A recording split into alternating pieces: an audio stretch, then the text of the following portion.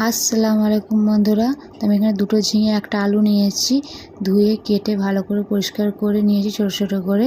তো আজকে আমি ঝিঙে সর্ষে পোস্ত বানাবো। তো প্যানেতে আমি সর্ষের তেল নিয়েছি।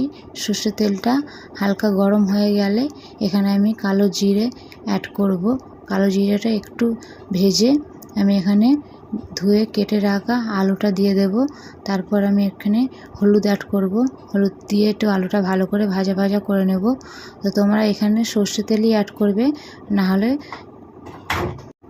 ঝিঙে পোস্ত কিন্তু খেতে ভালো লাগবে না। তো দেখো একটু ভাজা ভাজা হয়ে গেছে। এবার আমি ঝিঙেটা অ্যাড করে দেব। ঝিঙেটা দিয়ে আমি ভালো করে একটু কষিয়ে নেব। এবার আমি এখানে বেটে রাখা পোস্ত আর সর্ষেটা দিয়ে দিলাম। ওপর দিয়ে আমি একটু নুন অ্যাড করে দেব।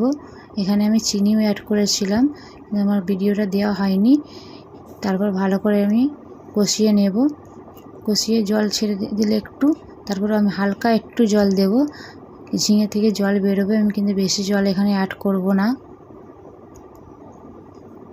ভিডিওটা ভালো লাগলে অবশ্যই একটা সাবস্ক্রাইব করে পাশে থাকা বেল আইকনটা প্রেস করে রাখবেন।